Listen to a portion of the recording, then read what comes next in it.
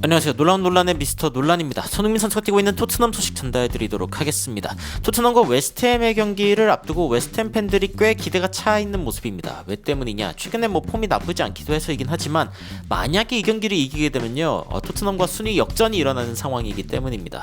토트넘과 웨스트햄의 경기, 일단 토트넘 홈 경기에서 치러지기는 하고요. 그리고 토트넘이 현재 9위인데 웨스트햄은 12위입니다. 승점 8점을 기록하고 있죠. 실제로 만약에 이번에 토트넘을 상대로 이기게 된다라고 하면 승점 11점으로 토트넘을 제치고 이제 리그 상위권으로 올라갈 수 있는 발판이 마련되고 토트넘은 진짜 리그 하위권으로 내려가는 그런 상황이 올 수도 있습니다. 이런 상황에 구원자가 필요하죠. 바로 손흥민 선수인데, 손흥민 선수의 훈련 카메라 그리고 이제 팀 트레이닝 장면이 나왔습니다. 트레이닝 장면은 어떤 게 있었는지, 그리고 외신에서는 토트넘과 웨스트햄의 경기 어떻게 예측하고 있는지, 더 나아가가지고 토트넘 선수들의 어떤 그 레이팅을 좀 평가한다면은 이 선수들 지금 어느 정도 활약을 하고 있다고 평가할 수 있는지 중간 평가 한번 가보도록 하겠습니다. 바로 들어가 보시죠.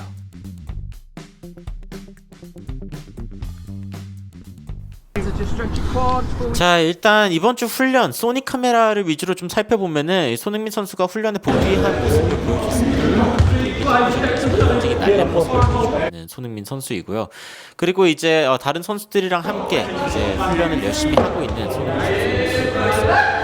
손흥민 선수의 복귀를 사실 팀이 간절히 바랄 수밖에 없는 시점이었죠. 왜냐면은 브라이튼과의 경기를 3대2로 진 시점이었고, 훈련 상황에서 좀 눈에 띄었던 장면들이 있습니다. 일단 토트넘이 지속적으로 하고 있는 훈련의 형태가 있는데, 그건 바로 이 뒤쪽에 보시면은 이 상대팀이 두 줄 수비를 만들어가지고 굉장히 좁은 공간에 이 토트넘을 질식시키기 위한 수비를 할 때 과연 토트넘은 이걸 어떻게 뚫을 것인가, 이 부분을 이제 지속적으로 연습하고 있는 거거든요. 그래서 중원에서 사이드 쪽으로 풀어 나가는, 그리고 사이드 쪽에서 이제 측면으로 가거나 아니면 상대 이 수비수, 중앙 수비수와 이 측면 수비수 사이의 공간인 포켓 공간으로 이제 공을 넣어주면서 어떻게 이제 이걸 뚫어내가지고 결정적인 크로스를 올려서 마무리할 것인가, 이게 이제 토트넘의 숙제가 될 수 있겠습니다. 그리고 이런 상황 가운데 가장 큰 힘을 발휘하는 선수 중 한 명이 바로 이제 손흥민 선수죠. 공을 받았을 때 그때 이제 크로스를 줘가지고 이제 마무리를 하게 하는 능력, 혹은 직접 크로스를 받아가지고 마무리하는 능력도 있는 선수고요. 이런 장면들을 살펴볼 때 손흥민 선수의 복귀가 토트넘에 얼마나 천군만마와 같은 일인지 알 수 있는 부분 중 하나이긴 합니다. 실제로 이제 외신 살펴보면은 토트넘과 웨스트햄의 경기, 손흥민 선수가 돌아옴으로 인해서 토트넘의 승리 확률이 높다라는 이야기가 나오고 있습니다. 이야기 좀 살펴보면은 그나마 여기에서 가장 이제 믿을만한 데는 옵타 아날리스트거든요. 직접적으로 이제 통계를 제시하는 그런 곳이기도 하고 해서 제가 이쪽 기사를 좀 가져와 봤습니다. 현재 이제 양 팀에서 주목받고 있는 선수는 지금 6경기 6골을 넣고 있는 브래넌 존슨, 그리고 뭐 반대쪽에서는 미카엘 안토니오 선수를 뽑을 수가 있을 텐데, 저 같은 경우에 그래도 제롬 보웬이 조금 더 주요 공격적인 위협이 있지 않나 라는 생각이 들긴 합니다만, 여하튼 토트넘과 웨스트햄의 통계를 살펴보면은 좀 주요 인사이트, 어떤 통찰을 얻을 수 있는 게 있습니다. 슈퍼컴퓨터가 일단 예측하기로는 토트넘이 이 경기는 이길 것이다 라고 보고 있고, 55.4%의 시뮬레이션에서 토트넘이 이겼다고 합니다. 웨스트햄 같은 경우에는 토트넘을 백투백 리그 비짓, 그러니까 토트넘을 상대로 연속으로 승리한 적은 없대요. 1966년 이후로. 그러니까 굉장히 오래된 기록이기 때문에 지난 경기를 웨스트햄이 역전승을 했기 때문에 토트넘이 이번엔 이기지 않을까라는 게 이제 역사적으로 토트넘에게 승리의 여신의 미소가 지어지고 있는 게 아닌가라는 이야기가 나오고 있는 것이고, 브래넌 존슨이 지금 계속해서 골을 넣고 있다. 사실 국가대표팀에서도 골을 넣고 있기 때문에 굉장히 좋은 활약을 지금 이어가고 있다라는 점은 이제 여전히 주목할 만한 사실 중 하나입니다. 안제 포스테코글루 감독은 토트넘이 웨스트햄을 만났을 때 확실한 반응을 보여주길 원한다. 어떤 반응이죠? 바로 지난 경기 브라이튼과의 경기를 2점 앞서가다가 3점 까먹은 그 상황에 대해서 좀 확실히 이번엔 내가 잘할 수 있어 라는 반응을 좀 봤으면 좋아할 거다. desperately want, 사실은 아주 갈구하고 있을 거다라고 이야기를 하고 있습니다. 그러면서 이제 토트넘이 사실은 이 런던 팀들을 상대로 최근에 그렇게 좋지가 않습니다. 웨스트햄도 이제 런던에 있는 팀 중에 하나인데 6개의 프리미어리그 경기, 최근 6개의 프리미어리그 경기 중 4개를 졌습니다. 이 런던 팀들 상대로 1승 1무 4패. 근데 예전에 이제 4패를 기록하기까지 토트넘 되게 오래 걸렸거든요. 그러니까 16경기에 9승 3무 4패였는데 그러니까 예전에 이 런던 팀들을 상대로 굉장히 강했던 토트넘이지만 최근 6경기는 썩 좋지가 않다. 하지만 이럼에도 이제 희망이 있는 이유는 무엇이냐? 여기 나오죠. However, they have been given a big boost with the news of Son Heung-min. 이 손흥민 선수가 이제 돌아온다는 소식 자체가 토트넘에게 엄청난 부스터 역할을 해줄 것이다 라고 이야기를 해주면서 지난 경기에 손흥민 선수가 이제 부상으로 나오지 못했던 공백을 드디어 좀 채워주지 않을까라는 기대가 있습니다. 근데 옵타 같은 경우에는 지금 손흥민 선수가 바로 주전으로 뛸 수 있을지에 대해서는 여전히 좀 조심하게 관측하고 있는 모습이기는 합니다. 이따가 이제 그 영상을 보면은 손흥민 선수가 이제 회복된 것처럼 보이기는 하는데 그래도 완벽하게 회복됐는지 그리고 풀타임을 뛸 수 있을지 이런 부분들은 여전히 좀 미시수이기 때문이고요. 웨스트햄 같은 경우에는 지금 제롬 보엔 선수가 일단 가장 공격적으로 위협적인 모습을 보여주고 있는 가운데 뭐 수체, 쿠두스, 파케타 그리고 이제 미카엘 앙토니오 같은 선수도 이제 슈팅을 굉장히 많이 하고 있기 때문에 역시 지켜봐야 할 선수다라고 이야기가 나오고 있습니다. 그리고 측면 쪽에서 손흥민 선수를 마크할 선수, 손흥민 선수가 선발로 나온다면, 그러면 이제 완비사카 선수가 이제 손흥민 선수를 맡겠지만, 공격적으로도 꽤 많은 재능을 보여주고 있는 선수이기 때문에 손흥민의 출전만으로 사실 비사카의 공수 능력을 좀 다 시험해 볼 수 있지 않을까라는 생각이 들기도 합니다. 특히 뭐 수비에 좀 더 집중해야 되는 상황이 올 수도 있겠죠. 토트넘과 웨스트햄의 헤드투헤드 역대 전적을 좀 살펴보면은 토트넘이 웨스트햄을 상대로 26개의 승리를 챙기면서 리그에 있는 이 팀들 상대로는 최다승 3위입니다. 1위는 에버튼 31승을 거두고 있고 놀랍게도 2위가 맨시티입니다. 28개의 승리를 토트넘이 챙겼고 그 다음으로 많은 게 웨스트햄이기 때문에 토트넘은 기본적으로 에버튼, 맨시티, 웨스트햄을 상대로는 좀 자신감이 있는 팀이다. 역사적으로는 토트넘이 이 팀들을 상대로 강했다. 라고 이야기할 수 있고 근데 지난 시즌 이제 그 토트넘의 홈 경기에서는 2대1로 졌습니다. 이때 당시에 로메로가 1점을 빨리 얻었는데 선제골을 넣었는데 근데 제임스 버드 프라우스 그리고 제롬 보엔이 이제 한 골씩 넣으면서 2대1로 역전당했던 그런 경기였죠. 토트넘이 아까 이야기했듯이 이제 홈 경기에서 백투백 홈 디피트 그러니까 그 홈 경기에서 연속 패배를 한 적은 없기 때문에 그래서 뭐 이 부분은 토트넘에게 웃어주는 기록이다라고 이야기가 나오고 있습니다. 그래서 옵타가 최종 예측한 이 토트넘의 승리 확률은 60.8%, 웨스트햄이 승리할 확률은 19.4%로 평가를 하고 있습니다만 모릅니다. 요즘 토트넘 정말 도깨비 같은 팀이기 때문이고 사실은 이제 여기서 조금 더 걱정이 되기 시작하는데 라인업을 이제 예측을 했습니다. 예측을 했는데 이게 어제자 기사임에도 불구하고 그러니까 손흥민 선수가 부상에서 회복했다라는 게 알려진 상황인데도 일단 손흥민 선수를 선발 출전시키지 않고 조금 더 쉬게 하지 않겠냐. 티모 베르너가 손흥민보다 잘해서 여기 선발 출전시킨 건 아닌 거고 손흥민 선수를 선발 출전시키고 티모 베르너를 그 다음에 출전시키는 게 낫지 않겠냐. 뭐 이런 이야기들도 있지만요. 여하튼 베르너, 솔랑케, 존슨 그리고 메디슨, 벤탄크루, 클루셉스키, 우도기, 반드벤, 로메로, 포로의 비카리오 뭐 수비진은 뭐 든든하죠. 국밥입니다. 실수만 안 하면. 여하튼 이 정도의 어떤 라인업을 세울 것으로 예상하고 있고 웨스트햄 같은 경우에는 미카엘 안토니오를 이제 앞에 두고 그리고 토트넘이 데뷔한 그 라인업 그 자체죠. 이렇게 두 줄로 수비를 하고 심지어 로드리게스 선수 이렇게 홀딩 미드필더로 놓고 에밀son, 킬만, 토디보, 완비사카 이렇게 수비 라인업을 구축하지 않을까 예측을 하고 있습니다. 확실히 손흥민 선수가 왼쪽으로 뛰면은 완비사카랑 부딪힐 확률이 있겠죠. 여하튼 아주 오랜만에 손흥민 선수가 돌아오는 주말 경기입니다. 게다가 이 토트넘 경기가 한국 시간으로 완전 꿀 시간이죠. 8시 반 경기. 여러분들은 토트넘과 웨스트햄의 경기 어떻게 기대하고 계실지 모르겠는데 이 이야기를 마치기 전에 제가 좀 토트넘 티어 리스트를 좀 진행해 볼까 합니다. 그러니까 이 토트넘의 스쿼드 선수들이 있는데 지금까지 제가 봤을 때 토트넘에서 좀 잘해주고 있는 선수와 그리고 이 선수는 정말 안 되겠는데 싶은 선수들. 일단 뭐 골키퍼부터 이야기하자면은 비카리오는 당연히 S티어에 놓을 수 있을 것 같습니다. 물론 근데 최근에 좀 실점이 많은데 이걸 뭐 비카리오 탓하기는 좀 어렵고 사실 이제 들어갈 뻔한 걸 막아준 게 더 크기 때문에 일단은 S티어에 놓고요. 그리고 나머지 키퍼들은 뭐 브랜든 오스틴 키퍼나 뭐 프레이저 포스터 키퍼 같은 경우에는 도저히 잘 알 수 없지만 프레이저 포스터 키퍼는 그래도 컵 대회에서 나름 좀 이제 비카리오가 쉴 수 있는 시간을 주고 있기 때문에 그리고 출전하고 있기 때문에 그냥 B티어 정도에 적당히 놔두도록 하겠습니다. 드라구신 최근에 국대 경기에서 그 반더벤이 손흥민 선수에게 어시스트한 느낌에다가 그 엄청난 질주를 한 뒤에 뭐 사실 어시스트는 아니고 기점이 되는 패스를 보여줬는데 요즘 폼 좋은 것 같습니다.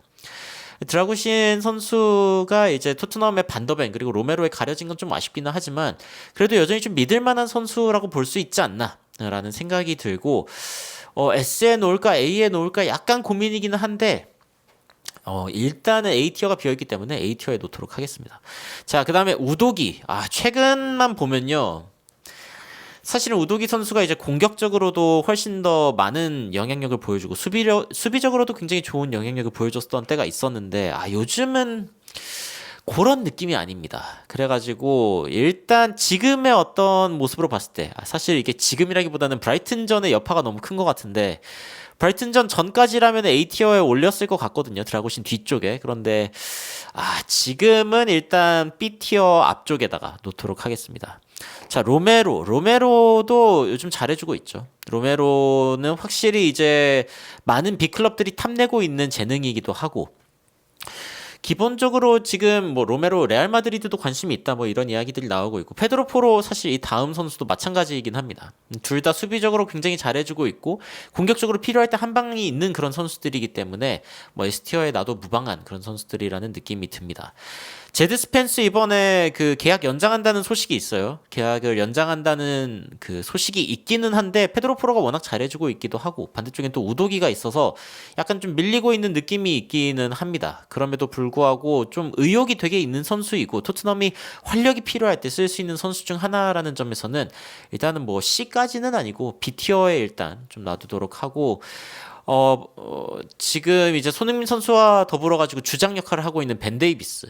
벤 데이비스는 이제 이름이 B로 시작하니까 B티어에 벤 데이비스도 굉장히 좋은 선수죠. 토트넘에게 굉장히 필요한 백업 느낌의 선수이기도 하고 이 B가 제가 봤을 때는 백업 느낌의 그 느낌이 있기 때문에 일단 여기에다가 놔두도록 하겠습니다. 그래도 프레이저 포스터 키퍼보다는 위인 것 같고 반더벤 S티어죠. 없으면은 토트넘의 경기력 자체가 달라집니다. 실점도 많아지고 문제가 이제 되게 커지기 때문에 반더벤 같은 경우에는 제가 봤을 때는 거의 토트넘에서 가장 중요한 선수 중 한 명이 아닌가라는 생각이 들 정도라서 일단은 S티어 최상단에 위치를 좀 하도록 하고 자, 비사카 아까 완비사카 이야기해서 비수마죠. 비수마 선수 같은 경우에는 사실은 기대 이하입니다. 말리 대표팀에서 이제 떨어지고 그러니까 자신 대표팀에서 이제 떨어지면서 그때부터 기량이 좀 급저하되는 느낌이 있고 예전에 도전적인 느낌이 많이 사라지기는 했는데 토트넘이 어쨌건 좀 든든한 수비적인 미드필더가 필요하다는 걸 살펴봤을 때 이 선수의 역할이 기대 이하다. 물론 없는 것보단 낫지만요.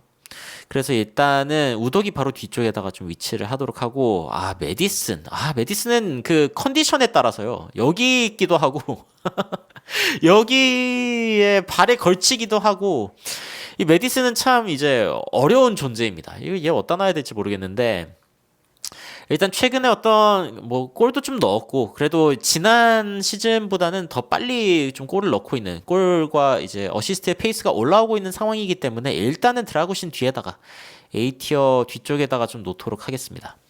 자, 아치 그레이 베르발 선수부터 먼저 이야기하겠습니다. 최근에 부상당했는데 근데 이 선수도 사실 지금 주전으로 당장 나설 수 있는 그런 자원이 아니라는 점에서는 어떻게 보면 제드 스펜스랑 좀 비슷한 위치에 있는 것 같긴 합니다. 근데 제드 스펜스보다는 약간 더 기대가 있는 선수이긴 하고, 사실 아치그레이도 비슷한 느낌으로 이 두 선수가 이제 기대가 되는 선수이고 주전급에 약간 발을 걸칠 만한 선수들인데, 그런데 약간 좀 애매하다. 어린 재능이라서 그런지 뭔가 좀 경험 면에서 부족한 게 이 경기에서 좀 나타날 때가 있다. 사실 우도기가 이렇게 되니까 우도기를 하나 올리는 게 좀 나을 것 같은데 A티어 맨 끝에다가 여튼 이 선수들은 A티어로 올라가기 직전의 선수들이 아닌가라는 생각이 듭니다. 비수마부터는 확실하게 B티어인 선수들이라는 느낌이 드는 반면에 말이죠. 자, 존슨 예전의 모습 그대로였다면 제가 C에 놓거나 그러니까 왜냐면 워낙 투박했기 때문에 슈팅이랑 어시스트를 둘 다 너무 투박하게 하는 선수였기 때문에 이게 좀 문제라고 생각을 했는데 최근에 득점 감각이 올라갔습니다. 그래서 A로 이제 올리고 싶고 만약에 이제 그 슈팅도 좀 더 잘하게 되고 그리고 어시스트도 잘하게 된다라고 하면은 S티어까지 올라갈 확률이 있는 선수로 보이기는 합니다. 그런 면에서 일단 최근 폼으로 봤을 때 메디슨 앞에 놔두는 것은 뭐 무리가 없는 결정이다라는 생각이 들고, 자, 그리고 이제 사르죠. 사르 선수는 일단 토트넘에선 없어서는 안 될 선수이고 기본적으로 오도기보다는 지금 나은 활약을 보여주고 있는데, 자, 메디슨보다 낫냐? 약간 좀 애매합니다. 사르가 가장 좋을 때는 공격적인 부분들이 조금 더 많이 드러났었는데 요즘에는 또 그런 모습이 안 보여가지고 아쉽긴 하고요. 그리고 벤탄쿠르도 사실은 가장 좋을 때에 비하면 아쉽다라는 점이 느껴지는데, 그래도 베르발보다는 믿을 만한 자원인 상황인 맞아서 그래서 일단은 B티어 최전방에 놓도록 하겠습니다. 이렇게 보니까 토트넘이 완전 구멍이다라고 이야기할 수 있는 선수가 거의 없네요. 브랜든 오스틴 선수도 사실은 제가 본 적이 없어서 여기에다가 놔둔 것 뿐이기는 하고, 손흥민 선수 제외하고 나머지 선수들부터 갈까요? 히샬리송 이제 부상 복귀인데 잘 알 수가 없습니다.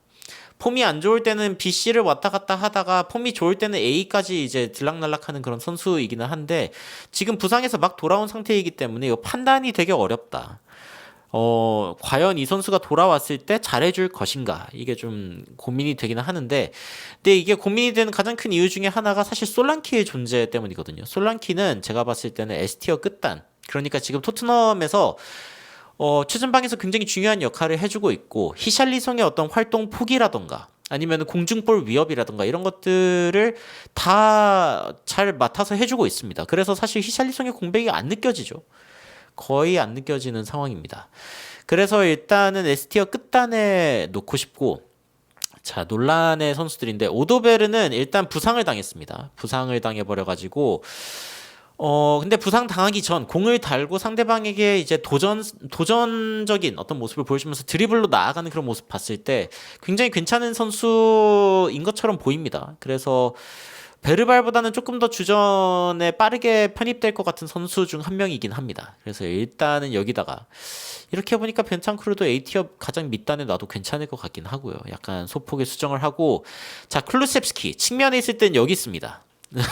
제가 대한 클루셉스키니까 이 D 여기다가 놓는. 근데 그 클루셉스키가 측면에서 뛸 때는 이런데 중간에서 뛸 때는 또 킬 패스를 엄청나게 잘해주고 있고, 사실 어떻게 보면은 메디슨 상위 호환의 모습을 보여주고 있습니다. 그러니까 중앙 클루셉스키는 A티어, 측면 클루셉스키는 이제 첫 해에는 A티어, S티어 가나 싶었는데 근데 지금은 D티어. 너무 파악을 당해버렸죠. 그래가지고 지금의 메타에서는 여하튼 이제 브래넌 존슨 다음으로 좀 주목을 받고 있는 선수이고, 최근에 이제 키패스를 굉장히 많이 기록하고 있다는 점으로 주목을 많이 받았습니다. 자, 티모 베르너, 이 선수야말로 확실하게 C티어에 놔둬야 될 것 같은 선수인데, 사실 좀 기대했거든요. 기대를 했는데 기대만큼 안 나오고 있습니다. 근데 이게 슈팅이 너무 이제 이 슈팅의 고질적인 문제가 고쳐지지 않고, 그리고 어시스트도 생각보다 많이 터지지 않고 있어가지고, 굳이 이 선수를 쓸 바에는 그냥 오드베르를 쓰고 아니면 젊은 선수들에게 뭔가 기회를 주는 게 더 낫지 않나라는 생각이 들 정도로 일단 티모 베르너에 대한 어떤 기대감 자체가 없어졌다. 그래서 사실은 아까 그 프레딕티드 라인업, 그 예측 라인업에 티모 베르너의 이름이 들어가 있었을 때 굉장히 실망했거든요. 저는 이제 베르너에게 기대가 많이 없어진 것 같다라는 생각이 들고, 자, 손흥민 선수 뭐 굳이 이야기할 필요도 없습니다. 이건 뭐 국뽕도 아니고 그냥 S티어죠. 이거는 그냥 손흥민 선수가 토트넘에서 지금까지 해온 역사, 그리고 지금도 해주고 있는 그런 부분들을 생각할 때 그냥 기본적으로 S티어입니다. 자, 일단 여기에서 지금 히샬리송만 지금 부상 때문에 아리송이 돼버렸는데, 이 선수는 일단은 뭐 원래 뛰던 폼을 좀 생각해가지고 놓으면은 일단은 A티어 끝단에다가 놔두도록 하겠습니다.